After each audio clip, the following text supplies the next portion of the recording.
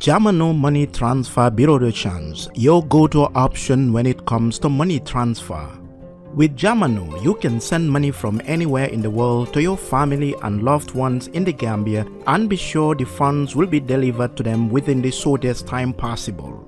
For your convenience, funds sent through Jamano Money Transfer can be picked from all the banks and multiple other financial institutions, including Ajib Bank, Trust Bank, GT Bank, Mega Bank, Basic Bank, Reliance Financial Services, and Approved Services. Visit our head office at Bruceby opposite AfricMed next to Trust Bank Limited or email us at info@jamanomt.com. You can as well call us on 310-3050 or 310-3051 or yet still 733-0688. Our opening hours are 8 a.m. to 8 p.m. Monday to Saturday and 9 a.m. to 4 p.m. on Sunday. Jamano Money Transfer, your most trusted money transfer service where customer satisfaction is paramount. When you think of a simple, fast, and reliable money transfer, think Jamano Money Transfer.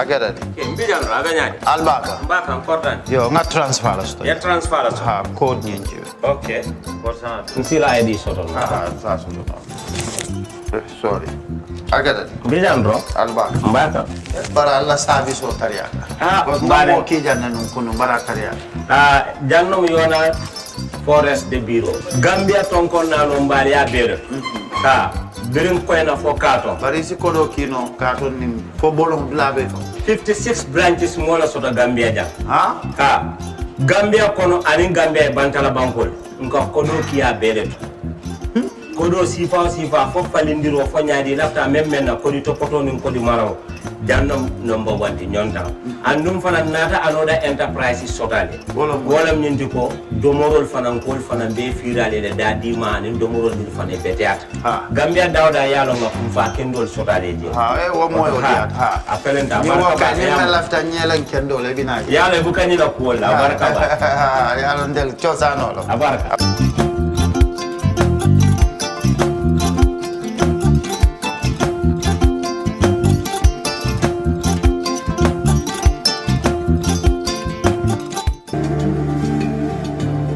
Islamic microfinance is becoming an increasingly popular mechanism for poverty alleviation, especially for developing countries around the world. This microfinance service adheres to the principles of Islam as a form of social responsibility. Yona Islamic Microfinance is the Islamic microfinance of choice in the Gambia, trustworthy and reliable. At Yona Islamic Microfinance, we provide savings products, current accounts, financing products in conformity with Islam.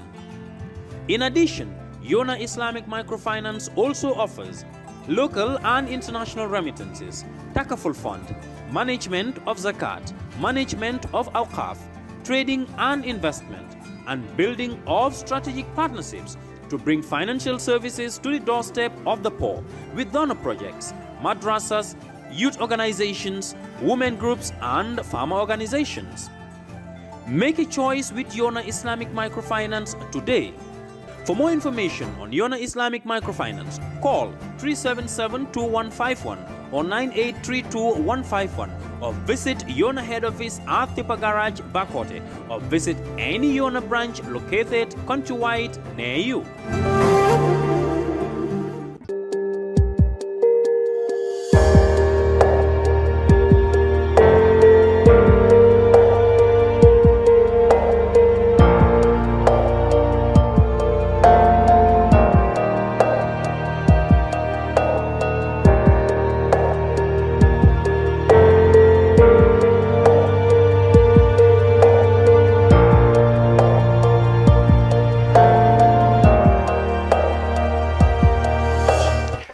Hello and welcome to the Brunch on CepRass Live. I'm Lamin Dampha. This is our weekly look at current affairs.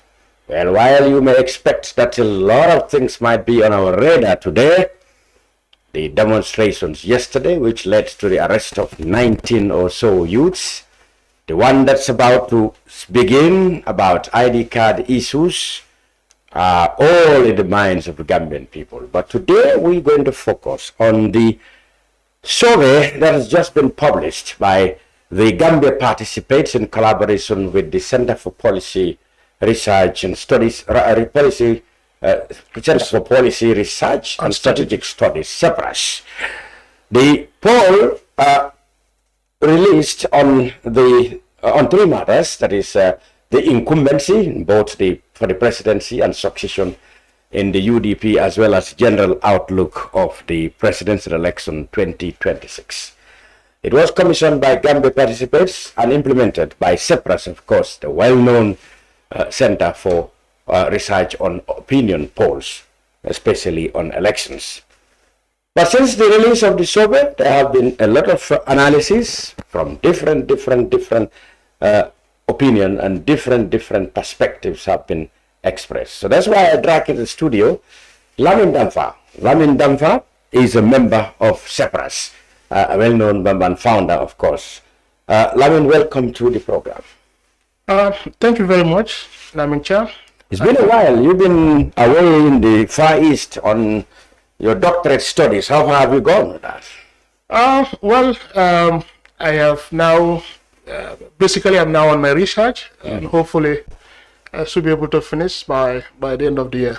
Okay. So generally I was in Lahore in Pakistan. I just returned, June, and hopefully I'll be returning to finish up to defend and come back again. Great country, Pakistan. Eh? Well, I know from history and from books, great cities like Karachi, Islamabad, Rawalpindi. It's a cricketing nation as well, so I followed a lot of cricket, so I'm familiar with those names. So let's go straight into this survey. This is the latest, of course, by CepRass. CepRass is well known for very critical surveys that in the past have really stood the test of time, because whereas people may have initially objected to the outcomes, but then predictably everybody agreed that if you ignore CepRass, you do it at your own peril. However, this one seemed to have attracted a lot of, let's say, questions. And if you don't want to say doubts, some said the timing and some said the scope. So I want you to go back to start with this survey. How did it come about? Thank you very much, Mr. Chair. Well, to give context to this survey that was commissioned by Gambia Participate. Gambia Participate is a CSO organization in the Gambia that has worked with CepRass on different programs, different projects in the past. I remember we had worked on, during the COVID, yes, the corona and the millions, that has generated a lot of interest at the time. And of course, the subsequent studies that was commissioned by USAID, where CepRass and Gambia Participate has worked on that. And I also remember not long ago, we have also worked with Gambia Participate on a community scorecard that's look at, the assessment in terms of services for NAWEC and also the Gambia Ferry services. So, those projects have been done. So, and again, recently we have also signed, a contract with Gambia Participate, to do a perception, corruption study, if you like, the first ever Gambia Corruption Index, that's been worked out. And I hope very soon, that result will also be out. It will be released by Gambia Participate. So part of that project, because of a lot of interest in politics and governance issues, Gambia Participate thought it fit that we could do a quick, OP. It is not a comprehensive one. We just did, if you like, look at some few other areas, in governance, and then try to talk about it. Because if you look at what is happening in the country, a lot of things have been talked about, a lot of things have been said, but there is no data, if you like, that will back some of those claims. So for Gambia Participate to come up with this idea and to work with CepRass, for that matter, who has had a very good track record in terms of OP and other research initiatives. This is because of the pool of expertise and experts that we have within the center. CepRass has over the years worked with a lot of other institutions and organizations, and most importantly, Gambia Participate. So because of that, we did a quick survey of national interests, and the results were released by Gambia Participate, I think on Thursday, where they organized a media briefing, a presentation at their office.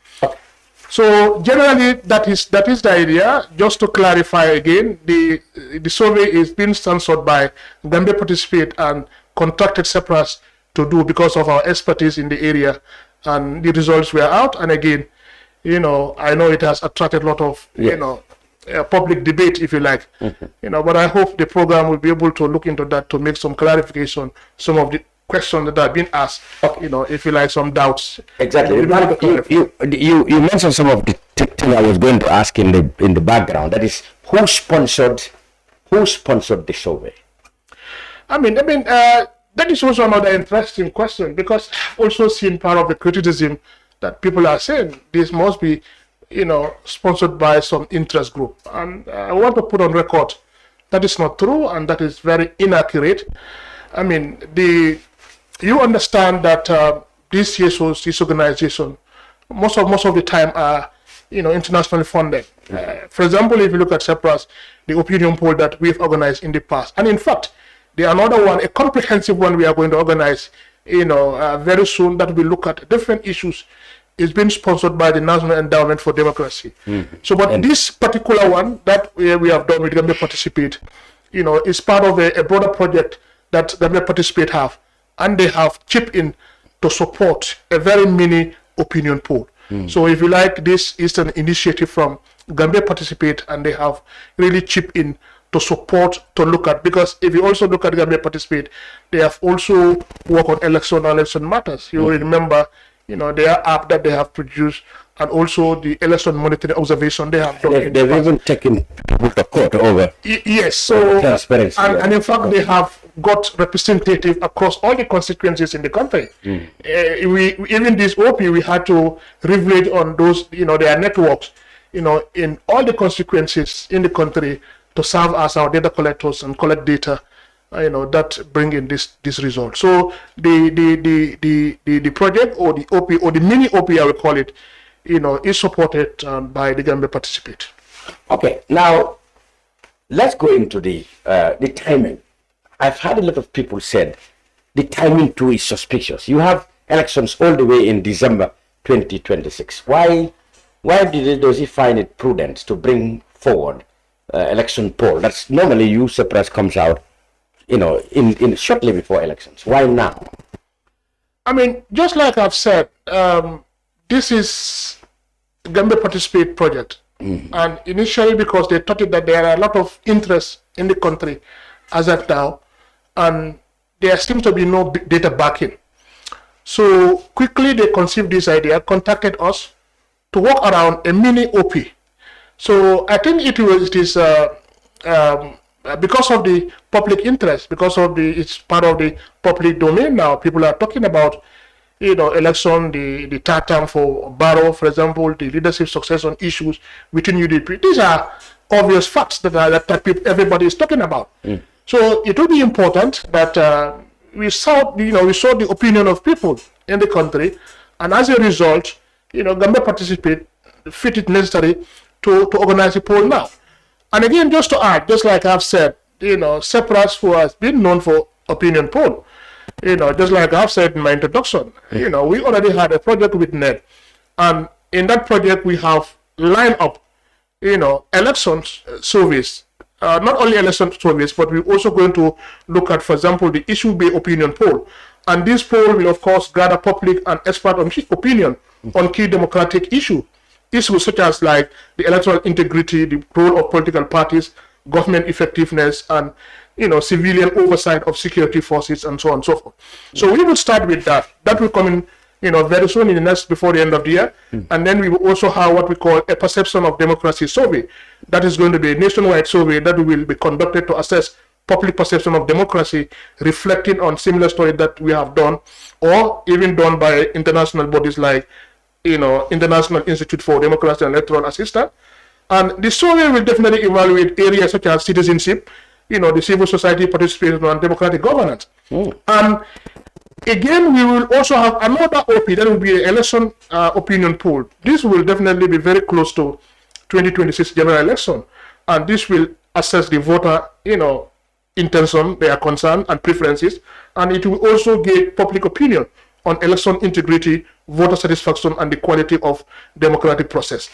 So, in all, what we are saying is at the center of CepRass, this is going to be an ongoing exercise. Opinion poll is not only about who is going to win.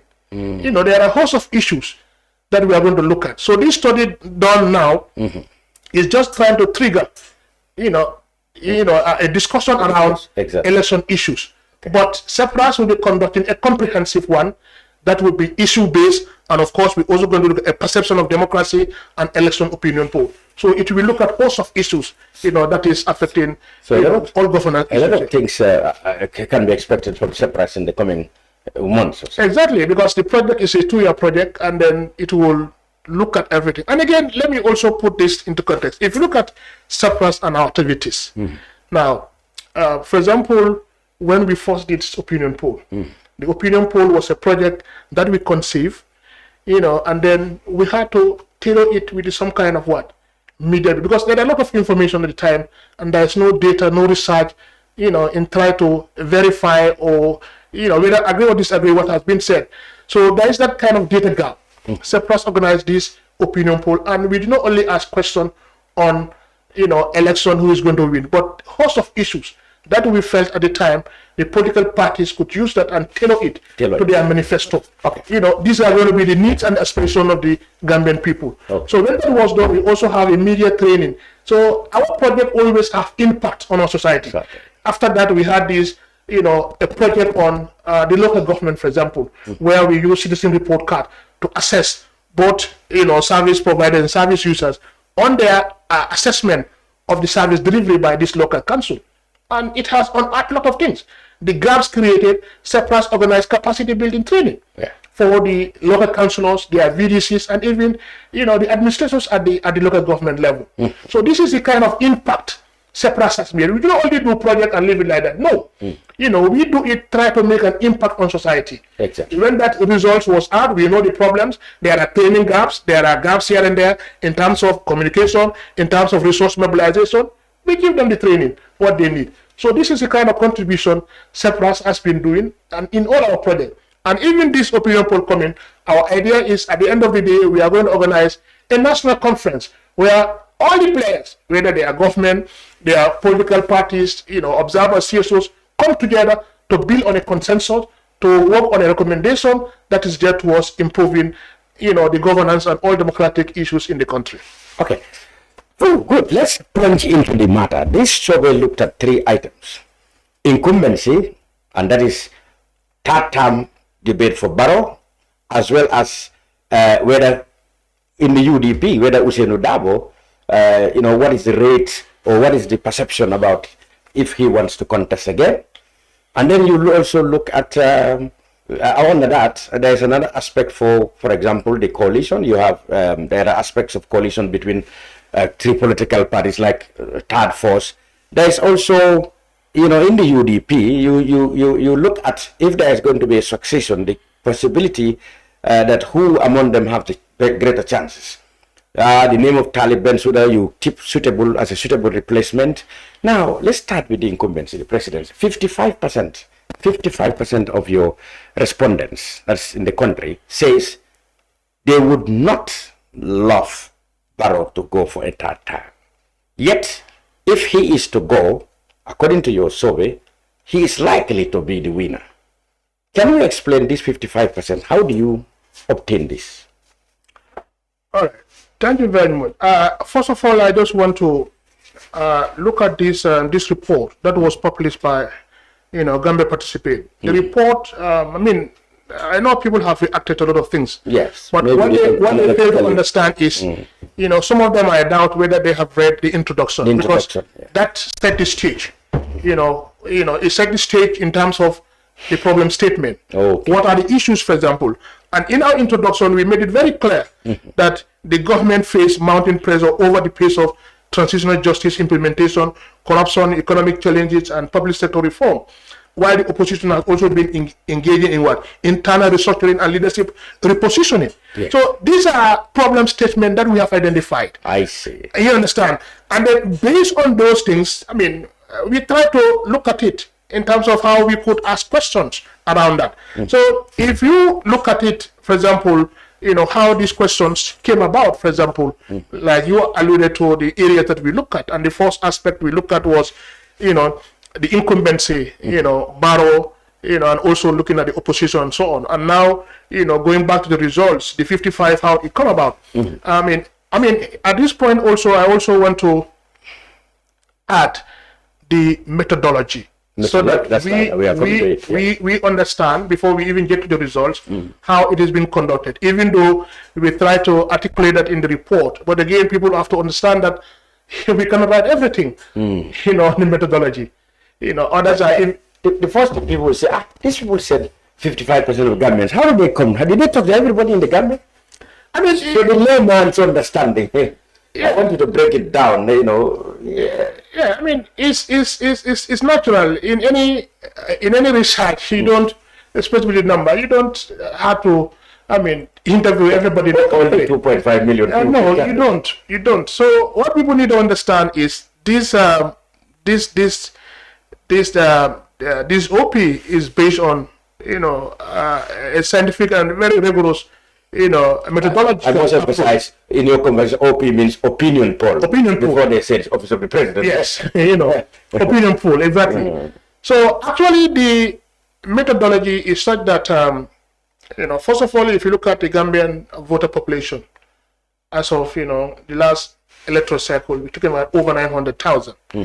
So in terms of, gender disparity, female about 52 point something percent and male low one. So, and we look at that voter register, in terms of, its number. For example, we have about 53 constituencies in the Gambia. Yeah. And the consequences differ in terms of the number of voters in that. So what we did was we tried to, use a sampling method that is based, it is in different stages. For example, at the LGA level, what we did was we involved all the local government areas, all of them from Banjul to Kanifing to West Coast to, of course, LRR, NBR, CRR, North CRR, South, URR, and of course, yes, I think those are the regions. They were all involved, 8 regions. Now, the next stage was to look at it in terms of consequences. Now, again, we took all the 53 consequences. All the LGS are taken on board. All the 53 consequences are also taken on board. Now, at that level now, if you look at the consequences again, the number of voters in each constituency differ. For example, if you look at Brikama North, it has more voter population than, for example, let's say, Kian West. Yeah.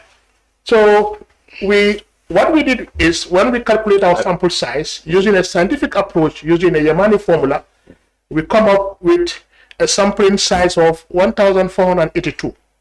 So that 1,482 was proportionately distributed to the 53 consequences. So that proportionate such that Brikama North, we expect it to be having more respondents than Kian West, for example, because of their voter population. So it becomes a very representative sampling. Now, because this is, election matters, we expect some kind of refusals. Yes. We also oversample, to cater for those kind of things. But at the end of the day, what we had was 1,556 respondents who were interviewed across the country. Now, from within the consequences as well, what we did was we randomly selected the communities that our enumerators will go and interview. That was randomly done. Now, when that was done, so now we're able to identify the communities where they will go. Not all the communities were covered, no, but it was randomly selected. Did you specifically target communities where you think, for example, respondents will be in favor of Barrow or in favor of Taliban? You wouldn't know. You just have a list of them. So you randomly... And then it is randomly picked. Okay. That is how it is done. Some will be in the hard-to-reach areas, others on the highway. But it doesn't matter. It has to be randomly done. Otherwise, it will be biased. Of course. You understand? Yeah. So when that was done, it was randomly selected, and then enumerators were assigned. So we have 53 consequences, and in the report we indicated 48 enumerators. Others were even questioning why 48 and we have 53. It's such that at the end of the day, what happened was not all the enumerators we call appeared on the training day. So what happened? Those 5 gap, like for example, someone from Woolly West came, but the Woolly East did not come. So the one in the Woolly East, we assigned him the cover. Woolly East. That is just a simple thing people do. I mean, but people are making a lot of noise for 53. Yes. Is it not possible that someone cover one consequence? Even in the census, people cover yes. It's so simple for one to understand that. So that was done. And now generally 48 over 53 is not even bad. I mean, so I mean, all the consequences were covered. So what happened again? If the enumerators, we trained them. And they went through the process itself. We did the pre-testing and everything to check our instruments and so on. So when they get to the communities, the idea is they go to a neutral location. For example, they don't go to El Carlos house. No. They go to either a mosque, a school, or a health facility, whichever is available. You stand there and face the eastward. You know, the first compound, you enter, jump to, move to the next compound until you exhaust your samples are in that community. It is also randomly done. And now, again, we are using the copy tool, the survey solution. All the questions are put in a tablet, and every day is assigned to enumerators. Now, before you can even start the interview, you have to collect your GPS. That is a condition. And any interview without GPS is rejected. So GPS will show your location. Yes. So you cannot even cheat. That you cannot be conveniently sitting in your house collecting data. It's not possible because the GPS will show. So we ensure that any form that is not, where GPS is not picked, is rejected by our supervisors. So we have what we call a high frequency check of our data on a daily basis. So many forms were rejected in the process to ensure that a quality data is collected. So now you will know exactly from your data that it is collected in so and so community. It's clear. The data is here. We are now in a digital world. Absolutely. So you cannot, and even when interview is done, we know that interview is being done. Because, even the way of asking questions, the movements, like the mic movement, will tell you that interview is done. We monitor all those things. The interview time, we know the average interview time. If you done it, in a lesser time, it is flat. And not only that, we also do some kind of a back check. Those forms that we are suspicious about, we do a back check to find out about it. Yes, all those things have been done. So it is a process that has gone for days, for weeks. You are not sure enumerators target compounds who support Taliban Suda or who or against Barrow, exactly, or who against Dampha. No, so all those things genuinely random, genuinely done, and then we've done that. So when that was done, everything put together. So in terms of quality checks, it has been thoroughly looked at. I must also add that no one research is perfect. We are not saying that we are 100% accurate. I mean, we would not even think about that. But to a greater extent, we know that the data shows some very important indicators that people should take it very seriously. Now, also I want to add, there are also other people that talk about reliability and validity. I mean, and integrity.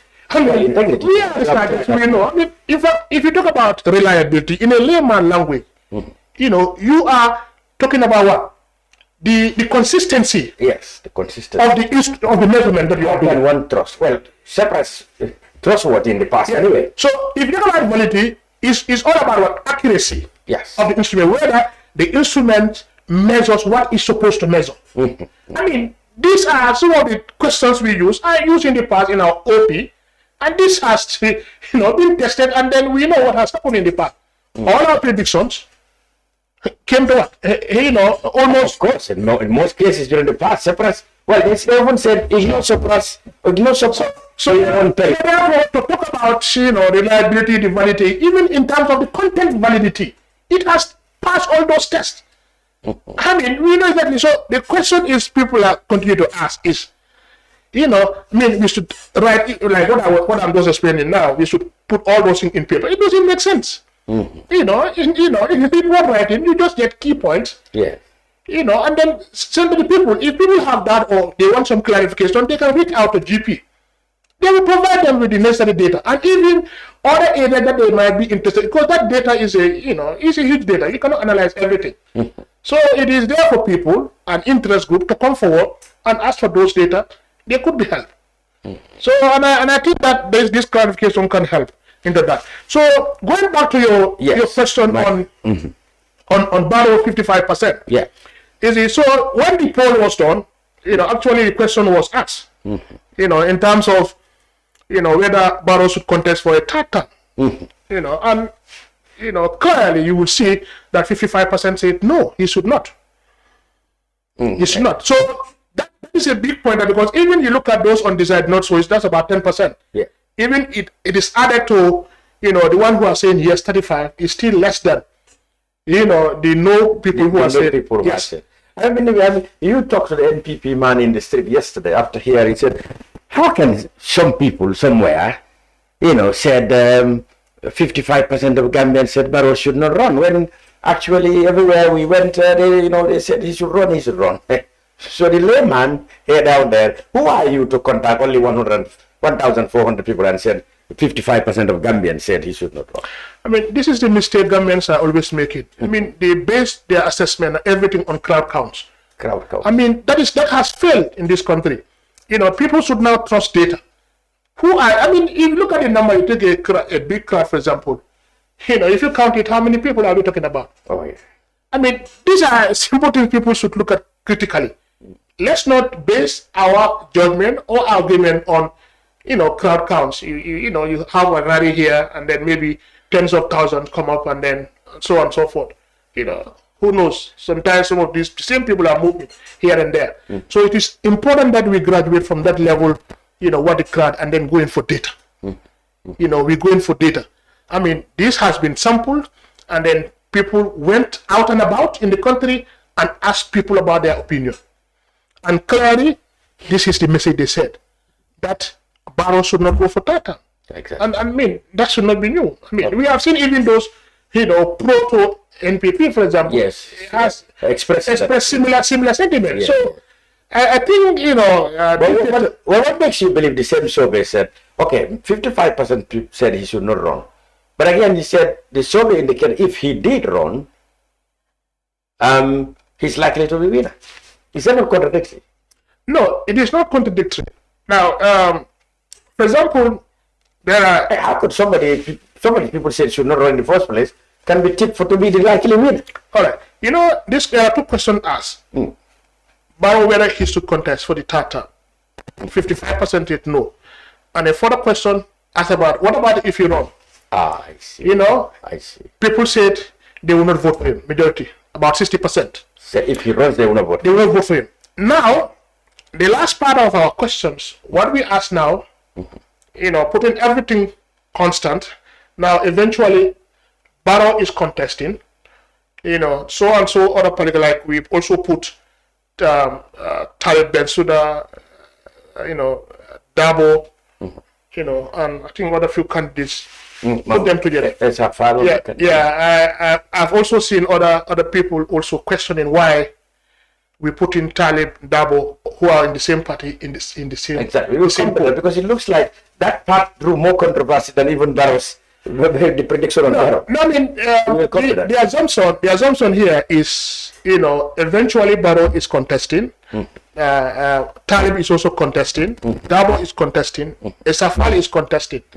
When we have that kind of scenario, you ask questions. Yes, who are you going to vote for? Yeah. And from that question, 31% said Barrow. That's where he lives. So when you came and you now assume that, okay, Barrow is going to run. He's not going to listen to anybody. Yes. He's going to run. Yes. You ask the people if they run, Barrow, Taliban, Suda, Dabo, Falo, Kande. That's a scenario we created. You create a scenario. Yes. If he didn't listen to anybody and run, Yes. you ask the people if he runs and others run, who are you likely to vote? And 31% said they will not vote for Barrow. But so he led in that. He led in that. Yes. But again, if you also look at that, there is some interesting things about that poll as well. Because if you look at undecided voters, Yes. it's also a very interesting poll. How many percentage are undecided on that poll? I mean, that one, just quickly, let me check on that, because the president's outlook, because that's where people should focus on. Have a lot of diagrams in that report. Yes, it is. There are a lot of diagram in that. Yeah. So now, if you look at what people say on that, Yeah, because that if you look at undecided, you have about 29% 29% are not decided. are not decided. So even if Barrow was, even if Now, if you look at, let's say, Talib, we're talking about 18 and Dabo 12, together with GF 30. And the other parties like SI, Mama Kande, and others, give us 3%. So even if you put Talib, Barrow, and Dabo and the others put together, minus the undecided, Barrow still. Yeah, because if you look at, overall, if you look at it, though Adama Barrow leads nationally, but the high proportion of undecided voters and It's very high. the entire competition within the UDP, between its veteran leader, Hussein Dabo, and the rising figure, Talib, suggests that a party strategy will be crucial Oh, okay. in this. Okay, we'll come to that. So we have. I think we have done a lot with Barrows. I mean, 55% said he should not run, but if he does run, he doesn't listen to anybody. You ask people who are you going to vote for among Barrow and others, they still say 31 said Barrow, but 29 are not decided. Yeah. 18 said. I also want you to also add that when we said whether he should not run third term, 55 said no. But what about if he run? They said they will not vote for him. Oh, there's 60% said they're not going to vote. They're not going to vote for him. So Barrow is in trouble. I got the report. Yeah. So now when we create a scenario that Barrow did not listen to anybody, he's going to contest. Yes. Talib also, a scenario whereby UDP did not pick Talib, and Talib also going to contest. Yeah. As a candidate, Dabo contesting, what is going to be the outlook, for example? You ask people about that. Yes. We'll come to that one. That is the outlook. Let's finish with Barrow. Okay. 55 said he should not run. If he doesn't listen to them, but another 60% said they will not vote for him. All right? But then if he ignore all that and run, you ask people, 31% said we will vote for him. Yeah. 29, are not decided. Decided, yeah. And 18 and 12 respectively for Talib and Benz. Okay, all right. So Barrow is in trouble according to your poll. Maybe I'll telephone and say, well, the poll said you should not contest. My meeting again, I'll tell. But I mean, people, interestingly, that has not drawn much controversy than the opposition, than the poll in the opposition, UDP particularly. You said that if okay, let's go. How many people? You said 59% said Dabo should not run. Yes. 59%. How do you get to that? I mean, it's the same way of asking questions. Did you ask the UDP people or Gambians in general? I mean, it's Gambian in general. Or Gambians in general? Gambian in general. People should understand that view is not view of ordinary UDP people. It's the general community, whether they are UDP members or not UDP members. This is the general perception. 59. This is general perception. Even Barrow is better in terms of acceptance by Gambians. I think 55 said, okay, we don't want him to go. But we are saying 59. But I also want to clarify that this should not also mean that it is a rejection of Dabo from within the party. No, that is not the analysis. But if it does look like if the party ignores him and selects him, 59 people are there, he's not a good candidate. That is the implication. So that's the implication. That's the implication, yes. But it does not necessarily mean that it is a rejection within the UDP itself. I see, this is Gambians. Gambians. But eventually the UDP will need Gambians to accept their candidate. That's where the implication comes. So the implication is that 59% of Gambians, if UDP does put up Dabo, 59% of Gambians are saying they will not vote for him. What did they say? How many percentage? Okay, let's deal with Dabo. 59% said he will not run. What reasons and how do you come about that? Well, how was that one methodology used? The same methodology? yeah, the same methodology, because these are the same set of questions that we are. Oh, okay, the same questions were Yeah, asked at the same place. Exactly. So I see. So in fact, I think it's enough. Let's go to the UDP. Like I said, it drew so much controversy than even the one dealing with Barrow and his issues. Yeah, it's 58%. 58%. 58%. Double. Countrywide. Countrywide, and 28% said he should contest. Or And 28% in the country said he's yeah, and 13 are undecided. 13 are not decided. Yes. So even if you put that 13 plus 28, there are still more people not wanting him to contest. Yes, that's what is That's been what said. the survey. Yeah. How do you get to that? I mean, just like I've said, I mean, these questions, were asked at the same time. So the same, set of respondents who were asked about Barrow's start term are the same people who are also asked about this double question. So you will realize that these findings suggest that while Dabo retained some notable pockets of strong support, particularly if you look at in terms of regions. Like in which region? Interestingly, in Masakonko region, I mean, in Basse, so there is some kind of support for him, but a substantial opposition in key urban centers like Kanifing, for example, as well as other regions. So there is a mixed regional pattern, if you like, could have the implication for both his decision to run and a broader electoral strategy ahead of 2026 as well. So, I mean, I think the data, should help us, the political parties, to re-strategize, how to go about it. I know it is still too early, but it is, making a very good, a pointer to things that we should look at. And his supporters said this data is, preconceived and timed to coincide with the UDP flag bearer selection, so that it can influence the people who are selecting to say, well, the country has said he should not contest that. No, I mean, what do you say about that? It's a coincidence, I would say, because what happened is people are suspicious of the timing. No, I mean, they specifically mentioned. Yeah, just like I've said, this particular project is part of the corruption index study that Gambia Participate is doing alongside with CepRass. So, I mean, having seen a lot of interest currently in the country about this, that has also motivated Gambia Participate to come up with this. Go into this. So, I mean, it is a national interest. So you and therefore Gambia Participate attracted with the debate here at that time about Barrow and succession in UDP and said, okay, let's perhaps inculcate this in the survey. But I mean, Cham, you're in the media, you know about that. The debates are we go in for topical issues. Yes, within the UDP itself, you can see the poll has focused mainly on Barrow and UDP, because currently these are issues being discussed. And we cannot say away talking about it. Absolutely. You understand? As researchers, we also go in for public interest. Absolutely. Public At interest. the end of the day, what this research want to achieve is, at the end of the day, for political parties, whatever they want to do, must align with the wishes of the Gambian people. Because it's the most important thing. Obviously. Yes. Okay. Now, so if he is not running, if 59 people said he should not run, I'm talking about Hussein Odawa. But then you ask other people, they said if there's going to be a possible succession there, Talib Bensouda on top of Yankuba Dabo, Rohim Malik, Low and others stand a better chance. How do you come about that? How many percentage in the UDP or in the country said perhaps Dabo's best replacement is Talib Bensouda? I mean, again, you see, that question also was asked, the best suited to replace Hussein Dabo. At the same time, it was asked as other questions were asked. Yeah, so is the same people? Yes. At the same place? Yeah. And I've also seen another criticism that why we limit to Talib, Yankuba, and Rohim Al-Kulu.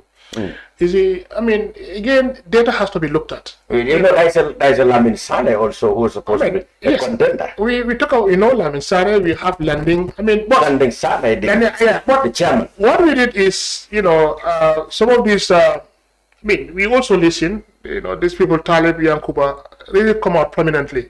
Lamin Sane as well. Yeah. But we have a section for others. And others we also indicate, specify. So it's not limited to only these three. I mean, data should not be looked at myopically. I mean, we have to look at it holistically to see what it tells. Others is there, and others in our question, we please specify. Names will come, but now the percentage given is 3% for others. It's very insignificant. We cannot go into all those details. This is about research. You don't go to research that are not significant. You point to things that can give you those results and they have significant implication. So for them to say that other candidates, other possible content are not included is also not true, because we have other sections. And that order, those who ask questions, we ask them, when there is order, specify. The names are written. And they will bring in. So if it is significant, you will see that it will come up. In the data. But because the result in that is not significant, people are interested. Yes, it cannot come up in the data. We cannot bring everything. Naturally. Yes. So that's one. So now if you look at Talib, 44% said he's the suitable replacement. Yes. And we have 13% Yankuba, 5% Rohim Malik Low, 3% others. But look at undecided, 35%. Oh, 35%. It's significant. In the country. Yes. Still don't believe, or they are not decided whether Yankuba, Rohi, or Talib should succeed Dabo. Look at that. This is not an outright for Talib as well. People should understand that. It's 44. So Talib should be worried that 35% still are not decided whether he should. Yes, that's why the strategy, the strategies will come. Oh. I mean, this data is there for all the players to use and strategize. I see. So it is not an outright for Talib as well. It's not an outright because 35% are still not decided. Yes, it can be for yes, maybe they are waiting for the right time to make their decision. Nobody knows. So people should not make just a flimsy excuse on data. The data show a very bigger picture than what people are seeing now. I think we should rise above that and look at this data with our open mind and then critically analyze it. Okay. So I mean, I had other people said, okay, like I said, the controversy surrounding the UDP the opposition succession is greater than even among the camp of the NPP who are furious that anybody should say Barrow should not run. So therefore, that tells you that it is a topical issue. It's an issue everybody is talking about. So it becomes a research interest.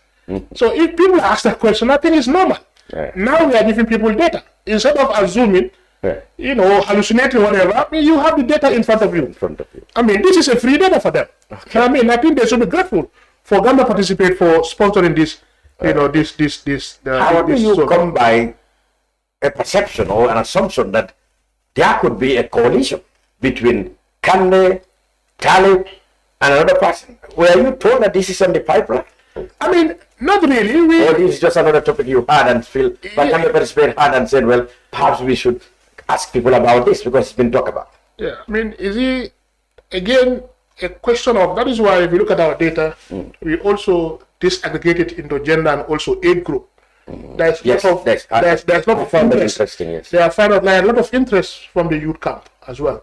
So there are arguments of what we call some kind of intergenerational change in our political, spectrum in the country. The young people should come forward. I mean, there are a lot of growing interest, in that. So, I mean, a possible coalition, being conceived, maybe young people might also come up, Talib and others. So that is the idea, and then we try to put, not everybody was there, you have Talib, Issa, and so on. We ask people that question. Who should lead, if there are any? Or would I say, even whether there is a need for that coalition? You can see some kind of overwhelming support for that. And also, how many percent support? That's good. I mean, so if you look at that just quickly, all right, after that, now the coalition, because the other question we asked, whether Talib should run for president, that is about 50% said he should. Yeah, 50% said Talib should run. Should run. Regardless of party affiliation. So the assumption is, whether Talib is chosen by UDP or not. The question is asked whether he should contest. 50% said, regardless of party affiliation, he should contest. So basically, you are saying that whether or not he contests for UDP, 55% of Ghanaians agree that he's a good prospect for presidential candidate. Yes. The 50% said it's half. You have about 20 who said no and 30 undecided. So that 50, another 50 something people are not decided whether he should contest. Yeah, 30% were not decided whether he should contest. So now we also ask question on perception of a potential 2026 coalition electoral viability. Exactly. So now that's where we put Talib, Esafal, Mama Kande there. You mean that coalition is a possible? Yeah, and 55%. That's why 55% said yes. That is possible. Yes, that is possible. And a further question was asked, who should lead? Yes, that's right. Who should lead that coalition? Yes, who should lead that? If it ever happens. Yes, if it happens. Because for all I know, Esafal, well, and Kande are big wigs, and they may not like to. Yeah. So again, 38% overwhelming for Talib. Others like Esafal. So even in that scenario, Talib Bensouda is still the front runner there. Yeah, he's the front runner in that as well. Are you surprised that people think that everything about this, so we put Talib, on a very positive light? I mean, I think to a good extent, I think most of the questions favor, but I must add that it is not an outright for him as well, because if you look at some of the questions, it's just coincidental that Talib came out top. Yeah, it is coincidental, but that does not also mean that he has, an outright endorsement, because if you look at undecided put together, could also deny him. So just like I said, it's all about strategy, building here, for him as well. So, I mean, it's still inconclusive in some areas, but again, the data shows information that can be, digest, analyze, and then act upon, for your interest. Yeah. Okay, let's go into other aspects that you want to talk about, like the gender and age brackets in all these three categories. I mean, how many, in terms of gender, how many women wants Barrow not to contest or contest? I mean, there is also a very interesting on that. Yes. Yeah, I think. And the youths also. And the youths, exactly, yes. Yes. So if you look at let me start with the age, for example, yes. The age category. Now, you realize that among age from 25 to 34 age group, rejection is strongest. Between 25 and 34. Most of those who don't want Barrow to run. Yes. So are they the ones who say they will not vote for him? Or they are the first, they say he should not run? He should not run. So they are categorical, he should not run. Yes. That 25 to 35. Yes, 25. And then a similar pattern also between 35 and 44. 35 and 44? Yes. Also don't want him to run. Yes. So you have that. So people from 5 years to 40 years don't want Barrow to run. I mean, yeah. So most of the youthful population. So Barrow will lose a lot of youth votes. Yeah, exactly. That's what the survey is trying to indicate. Yes. He should be careful about it. However, among the older groups, the opposition softened slightly for Barrow as well. So all the people I softened a little have the bit. opinion that he should go. Yeah, it's softened a little bit, but still the rejection, there is still some. So there's mounting problem for Barrow then. Yeah, so he's slightly been favored by the older group. The older group. But the younger people. What about the women? I mean, if you look at the gender, for example, the gender dynamics, if you look at it, especially they say among women, 21% say they will not support him. 21% of women say they will not support Barrow. Yes. And how many percent said among the women? 12%. 12%, and 5 women undecided. So he's in trouble even with the women. Yeah, so among men. I saw another woman in CRR when he went there the last time. Yeah, but that doesn't look like what you are predicting here. Yeah, but among men, opposition is much stronger. So still now more men don't want him to run. 34% is rejecting him among the men. I see. So women is 21. So it's around 21, 34. That gives you 55. So that 55, if you split it, 34 of that, 34% of it are women. Men. So 21 female. Oh, so the opposition is stronger among men than in female. Maybe he should work hard on and build the women, build his support base among women now. Yeah, I think women are slightly supporting him in that. Well, I hope Barrow is listening. He will work on that. What about Davo? How many women think he's not a good candidate for president? And men? Well, again, let me start with the age group again. the age. The age, yes. Yeah, the age. Whether Dabo should contest, or not. I mean, you realize that again among the young people, 25 to 34 years is also strongest. Oh, like in Barrow case. So that was similar problem with yes. So as many as 20% say he should not contest. That is the highest of rejection across the age group. And again, just like I've said, 35 and 34 again is the second one. Just like in the case of Barrow as well. So the youths are not in favor of Barrow, they are in favor of Dabo. Yeah, but it looks like the older people are still they are the ones divided between Barrow and. Yes, they are slightly. Maybe the election is slightly softened. Maybe the elder people are wiser. They know that you need an elderly man as president, not a youth. Maybe. So at least the older people are slightly in favor of Dabo. Maybe they are wiser. They know that older people will do better.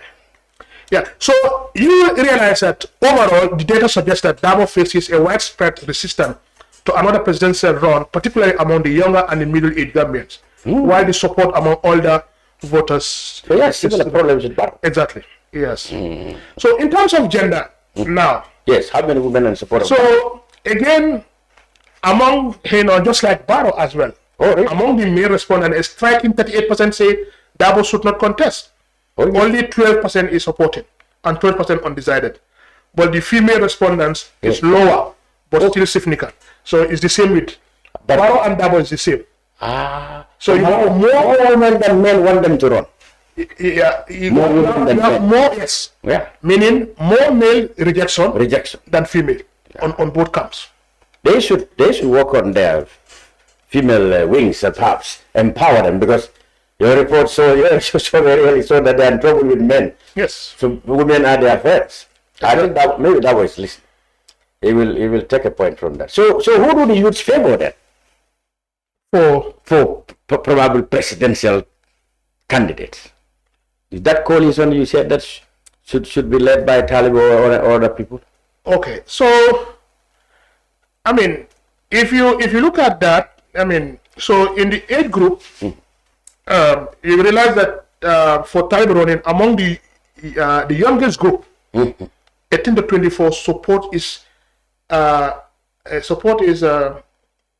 relatively low but present, while 6% says yes.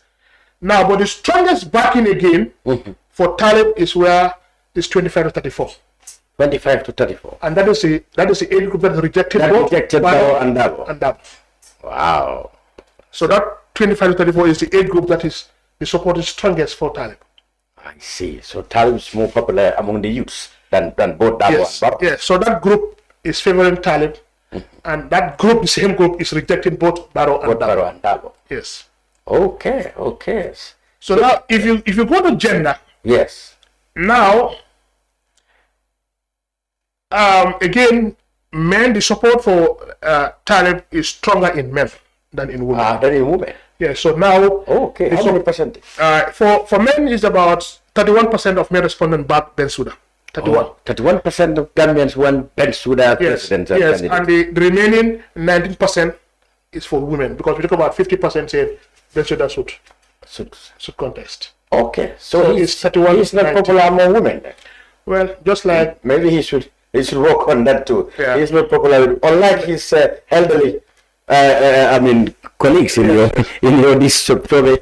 He has more to do to rally the women folk. Exactly. And normally women back, you have no problem. So Barrow will probably have no problem with women. More women want him to. Maybe he can consolidate on that. He can consolidate. Well, he was in CRR not recently. I saw a lot of women. Yeah, and remember, like someone said, the women are the bread and butter of politics in the country. Yes. So their support is quite important. And they said they are 52%, isn't it? Yes, 52.5 or 8%. Yeah. So whoever they back massively don't have many worries then. Yeah. But then again, those youths you are talking about are also between men and women. Yeah. So again, I must also add, some of the limitation of this research would be, if you look at our demographic, for example. So unfortunately, our target was to interview, more female respondents than male, but we are unable to meet that target. So it's about, we only interview 37.15% of female, as opposed to 62.85% of male.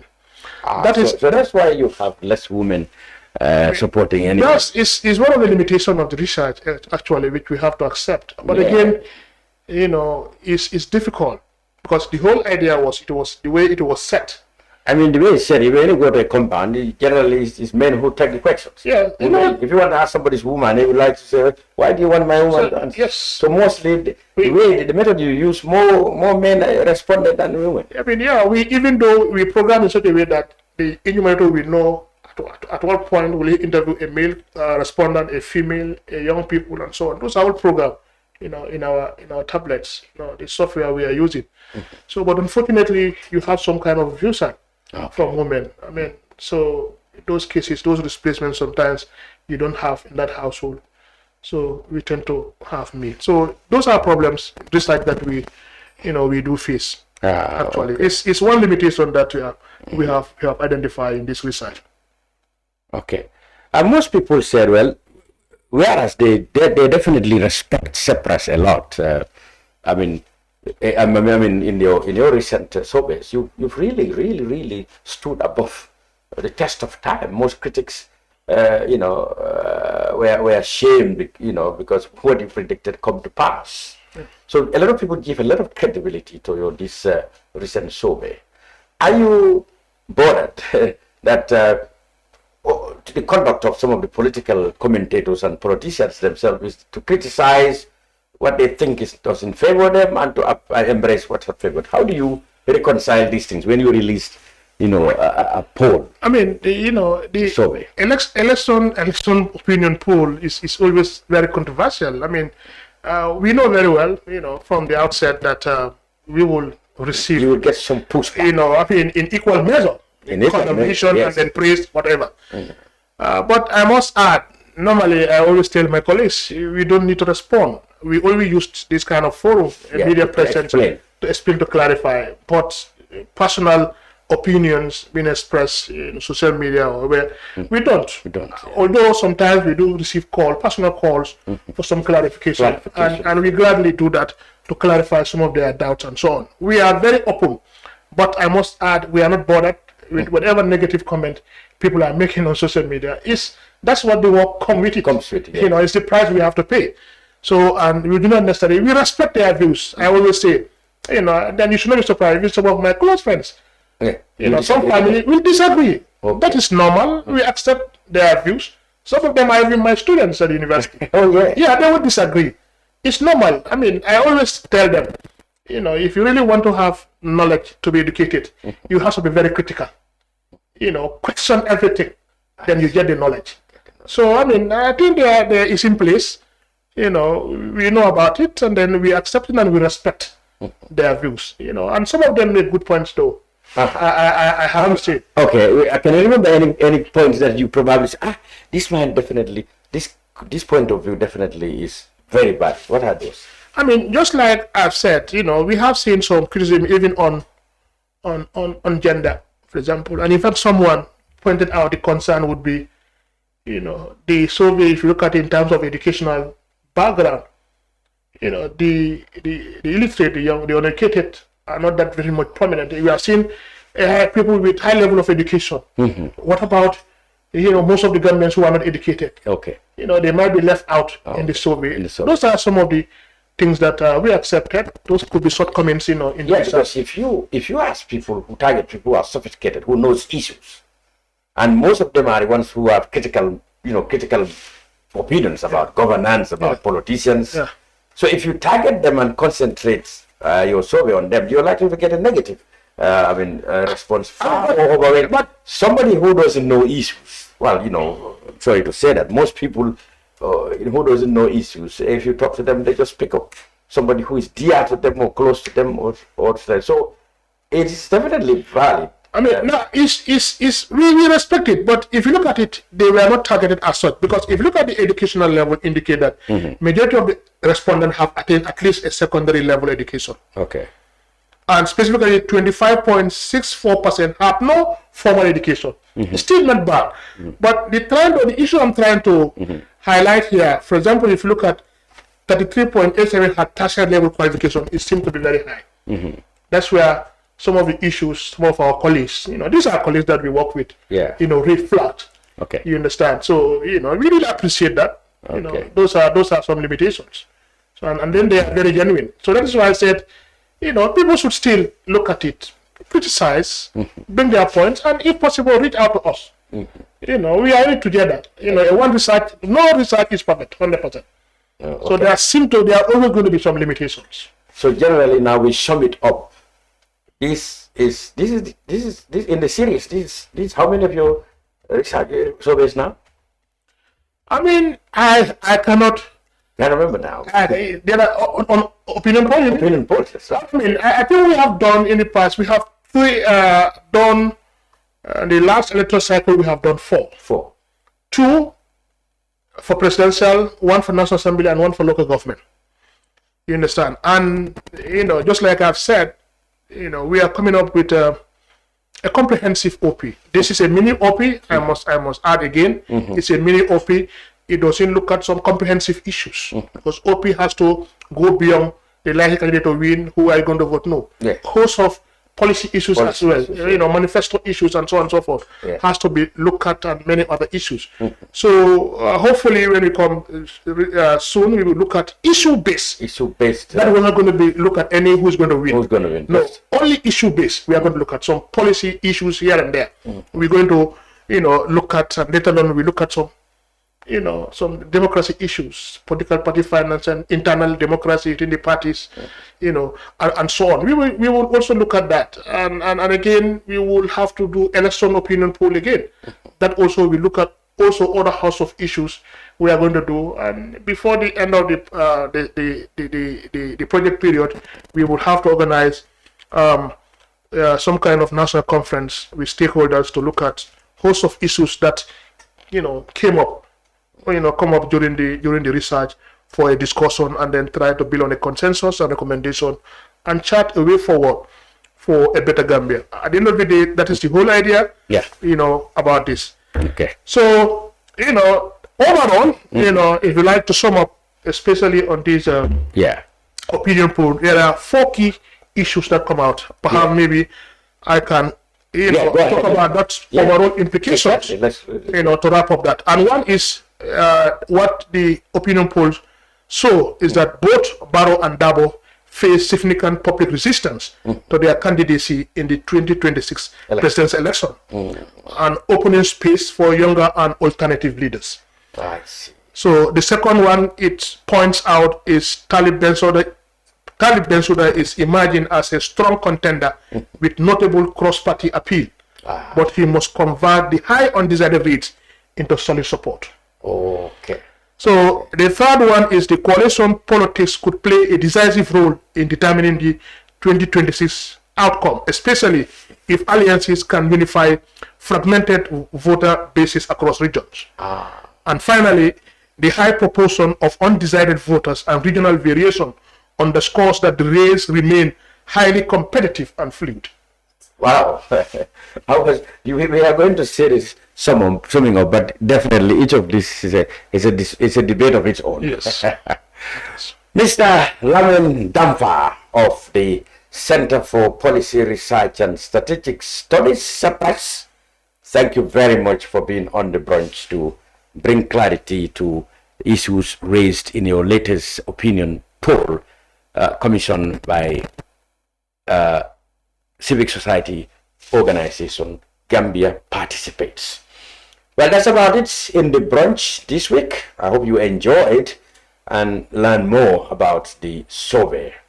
We will be back with more Brunch, inshallah, on Saturday. Until then, Lamin Cham wishing you have a great weekend.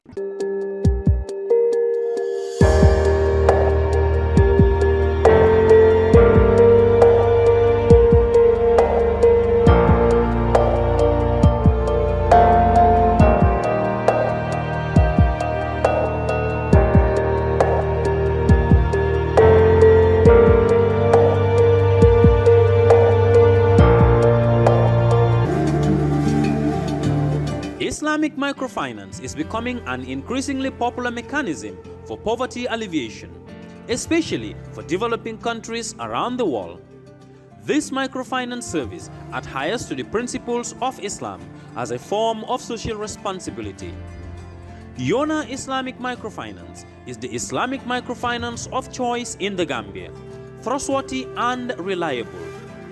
At Yona Islamic Microfinance, we provide savings products, current accounts, financing products in conformity with Islam. In addition, Yona Islamic Microfinance also offers local and international remittances, takaful fund, management of zakat, management of awqaf, trading and investment, and building of strategic partnerships to bring financial services to the doorstep of the poor with donor projects, madrasas, youth organizations, women groups, and farmer organizations. Make a choice with Yona Islamic Microfinance today. For more information on Yona Islamic Microfinance, call 377-2151 or 9832-151 or visit Yona head office at Tipa Garage, Bakote, or visit any Yona branch located countrywide near you. Jamano Money Transfer Bureau de Change, your go-to option when it comes to money transfer. With Jamano, you can send money from anywhere in the world to your family and loved ones in the Gambia and be sure the funds will be delivered to them within the shortest time possible. For your convenience, funds sent through Jamano Money Transfer can be picked from all the banks and multiple other financial institutions, including Ajib Bank, Trust Bank, GT Bank, Mega Bank, Basic Bank, Reliance Financial Services, and Approved Services. Visit our head office at Bruceby opposite AfricMed next to Trust Bank Limited or email us at info@jamanomt.com. You can as well call us on 310-3050 or 310-3051 or yet still 733-0688. Our opening hours are 8 a.m. to 8 p.m. Monday to Saturday and 9 a.m. to 4 p.m. on Sunday.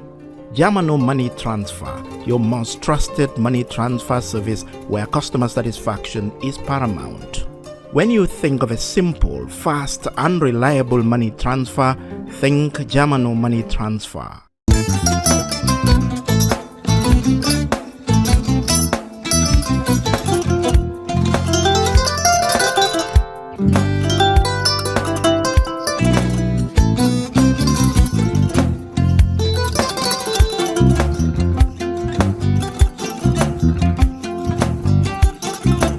I get it. Mbijan aganyani. Albaka. Mbaka important. Yo, nga transfer la sto. Ya transfer la. Ha, code nyingi. Okay. What's that? Nsila ID soto. That's what. Sorry. I get it. Mbijan bro. Albaka. Mbaka. Bara alla service o tariaka. Mbale. Mo ki janna nun kunu bara tariaka.